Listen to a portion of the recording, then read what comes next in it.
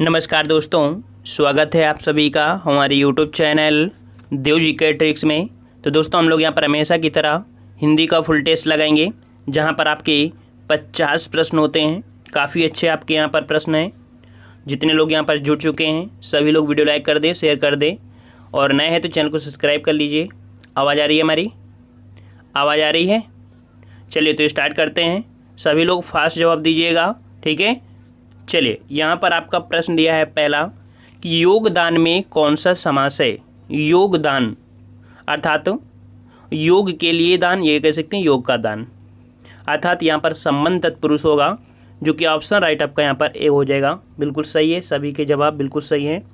चलिए next question है, उच्चावास का सही संधिविच्छेद बताइए। उच्चावास का सही संधिविच्छेद, और उच्चावास का सही संधिविच्छेद बनेगा उत्धन श्वास। क्या बनेगा? उत्धन श्वास बनेगा। ऑप्शन राइट आपका जवाब हो जाएगा सी नंबर, उत्धन श्वास। ये आपका व्यंजन संधि है, ठीक है। चलिए नेक्स्ट क्वेश्चन दिया गया है कि जो हर समय अपना मतलब साधता हो उसे क्या कहा जाता है। जो हर समय अपना मतलब साधता हो उसे क्या कहते हैं? उसे हम बोलते हैं स्वार्थी बोलते हैं, ठीक है। ऑप्शन आपका बी हो जाएगा, स्वार्थी। चलिए नेक्स्ट क्वेश्चन, बहिर्मुखी शब्द में कौन सा उपसर्ग है। बहिर्मुखी शब्द में कौन सा उपसर्ग है? और यहाँ पर सही जवाब 154 का बिल्कुल सही जवाब है। ऑप्शन राइट आपका यहाँ पर ए हो जाएगा, बहिर, ठीक है। ऑप्शन राइट आपका ए हो जाएगा, बहिर होगा ये वाला ए नंबर, ठीक है। नेक्स्ट क्वेश्चन है कि निम्न में से कौन सा वाक्य मिश्र वाक्य नहीं है। मिश्र वाक्य नहीं है। तो यहाँ पर देखो, मैंने एक पुस्तक खरीदी, ये तो देखो पहला आपका जिसमें है ये जो है, इसका मतलब आपका बी हो जाएगा, ये आपका मिश्र वाक्य नहीं है, ठीक है। वह परिश्रमी ही वरन नहीं वरन ईमानदार भी है, ये आपका मिश्र वाक्य नहीं है, ठीक है। ऑप्शन आपका बी हो जाएगा। नेक्स्ट क्वेश्चन है कि साहित्य जनता की चित्तवृत्तियों का संचित प्रतिबिंब है। यह उक्ति किसकी है? साहित्य जनता की चित्तवृत्तियों का संचित प्रतिबिंब है। ये जो आपकी पंक्ति है ये किसकी है? 156 का जवाब यहाँ पर आपका सही जवाब हो जाएगा, ऑप्शन राइट डी, आपके रामचंद्र शुक्ल जी की है, ठीक है। किसकी है? रामचंद्र शुक्ल की है। ऑप्शन राइट आपका डी हो जाएगा। अगला है, मर्यादा किस युग की पत्रिका थी। मर्यादा, मर्यादा किसकी आपकी पत्रिका है, किस युग की पत्रिका थी? बिल्कुल सही है। ऑप्शन राइट आपका हो जाएगा आपका सी नंबर, ये द्विवेदी युग की प्रसिद्ध पत्रिका है मर्यादा, ठीक है। ऑप्शन सी हो जाएगा। नेक्स्ट क्वेश्चन है, निम्नलिखित काव्य पंक्तियों को उनके रचनाकारों के साथ सुमेलित कीजिए। यहाँ पर देखते हैं कि कौन सा आपका ऑप्शन यहाँ पर सही हो जाएगा। तो यहाँ पर दिया गया है, राम भक्ति ही ज्ञान नहीं, भक्ति ही ज्ञान नहीं नहीं कुछ कछु भेदा। ये तो भाई आपके तुलसीदास का है, इसका आपका ये हो जाएगा। हम राज्य के लिए मरते हैं, ये मैथिली शरण गुप्त का है। ये उपमान मैले हो गए हैं, ये आपके अज्ञे जी का है। और बतरस लालच लाल की, ये आपके बिहारी जी का है। इसके अनुसार से आपका जवाब हो जाएगा सी नंबर, ठीक है। चलिए नेक्स्ट क्वेश्चन दिया है, यहाँ पर दिया है प्रश्न संख्या जो आपके दिए हैं, इनमें से विलोम शब्द आपको यहाँ पर चुनना है, ठीक है। कृतज्ञ का विलोम क्या होता है? कृतज्ञ का विलोम, और कई बार पढ़ा है आपने, कृतज्ञ का विलोम होता है कृतघ्न होता है, ठीक है। कृतघ्न होता है। ऑप्शन आपका ए हो जाएगा, कृतघ्न होता है, ठीक है। और अभ्यस्त का विलोम अनाभ्यस्त होता है, ठीक है। अगला है संकीर्ण का विलोम। संकीर्ण का विलोम क्या हो जाएगा? और संकीर्ण का विकीर्ण होता है विकीर्ण हो जाएगा, ठीक है। संकीर्ण का विलोम हो जाएगा विकीर्ण। ऑप्शन आपका सी हो जाएगा। नेक्स्ट क्वेश्चन है कि निम्नलिखित प्रश्न संख्या 61 से जो आपके 162 तक है, 161 से 162 तक, यहाँ पर पर्यायवाची आपको चुनना है, ठीक है। मृगधर, मृगधर किसका पर्यायवाची है? तो मृगधर याद रखिएगा, ये पर्यायवाची आपकी चंद्रमा की है, ठीक है। ऑप्शन आपका सी हो जाएगा, चंद्रमा, ठीक है। शशि, चंद्रमा, सुधांशु, राकेश आदि होती है इसके पर्यायवाची, ठीक है। चलिए अगला क्वेश्चन है, पराग का पर्यायवाची। पराग का पर्यायवाची, और पराग का पर्यायवाची क्या हो जाएगा भाई? सभी लोग साथ में जवाब दीजिए, फटाफट दीजिए भाई। पराग का पर्यायवाची, और याद रखिए पराग का पर्यायवाची होता है आपका सुगंध। क्या होता है? सुगंध। और भी इसके पर्यायवाची होते हैं खुशबू, महक, सुवास, सुरभि, परिमल, ये होते हैं ठहरो। ठीक है। अगला क्वेश्चन दिया गया है कि जो कि 163 से 165 तक हैं।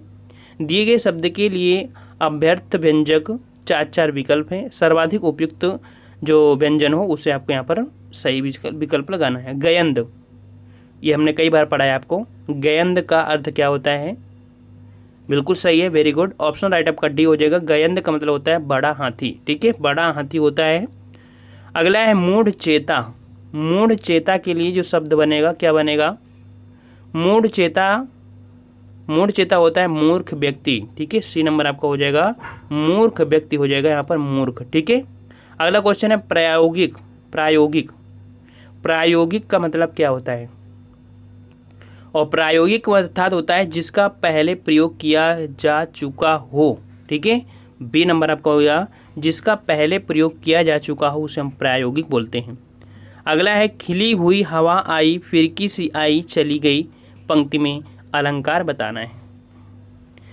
खिली हुई हवा आई फिरकी सी आई चली गई, इसमें आपका अलंकार क्या हो जाएगा? और यहाँ पर आपका जवाब हो जाएगा ऑप्शन राइट,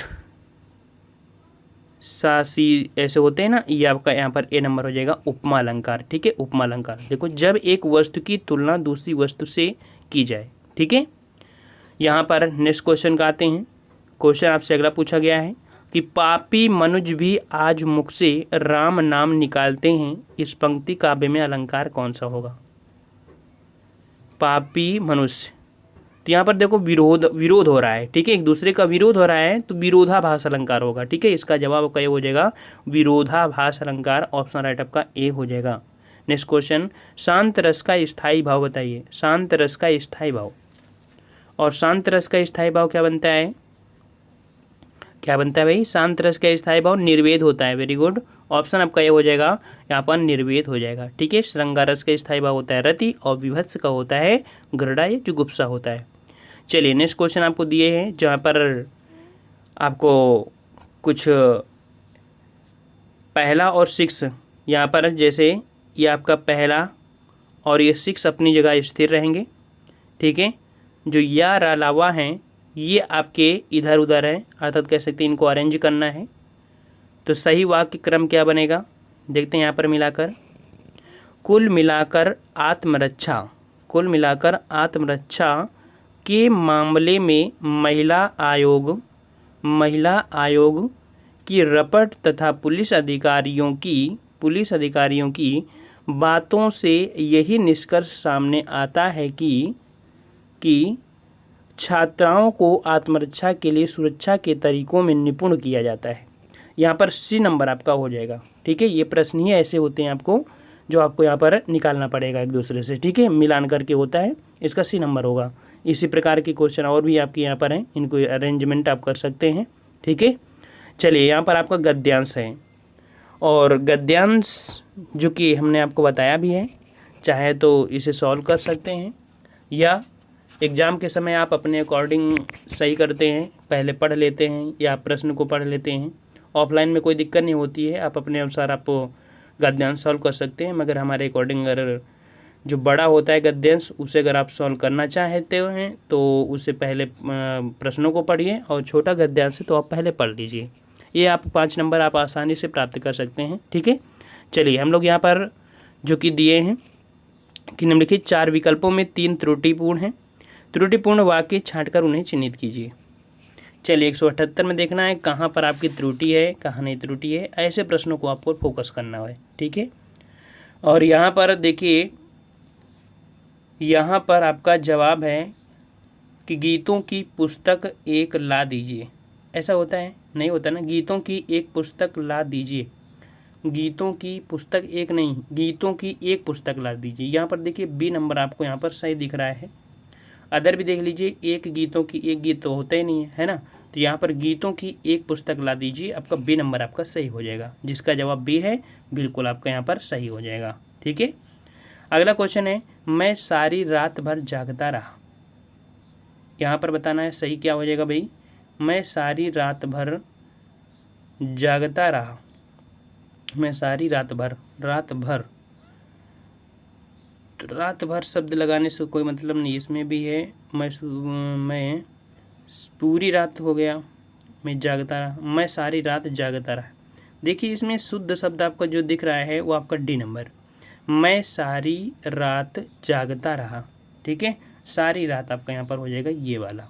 देखो यहाँ पर सारी रात है लेकिन भर शब्द लगा है, यहाँ भी लगा है, यहाँ पर पूरी रात है लेकिन होता क्या है शुद्ध, मैं सारी रात जागता रहा। ठीक है, चलिए 180 नंबर आपका दिया है। जब तक मैं नहीं आऊँ इस समय तक तुम पढ़ते रहना। क्या ऐसा शब्द बोला जाता है? नहीं बोला जाता। जब तक मैं ना आऊँ तब तक तुम पढ़ते रहना। देखिए बी नंबर आपका मिल गया, बिल्कुल सही जवाब।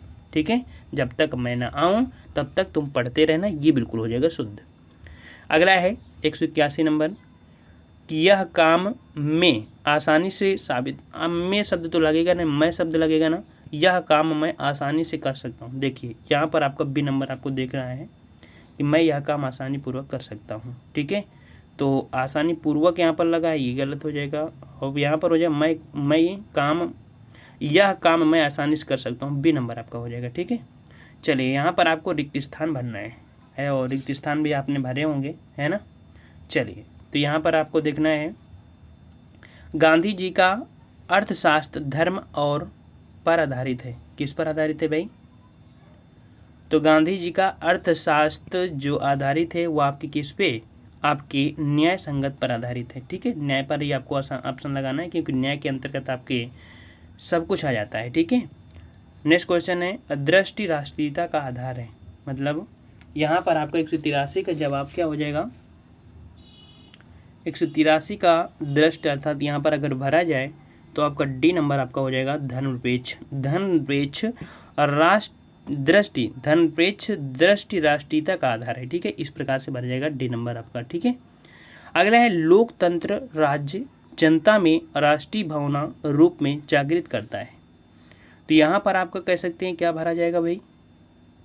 तो 184 का ऑप्शन आपका यहाँ पर देखिए अगर भर दिया है लोकतंत्र राज्य जनता में राष्ट्रीय भावना स्वाभाविक रूप से जागृत करता है, डी नंबर आपका यहाँ पर हो जाएगा। ठीक है, विकास के लिए आर्थिक आवश्यक होती है। विकास के लिए आर्थिक आवश्यकता होती है, आवश्यक होता है, किसका होता है भाई?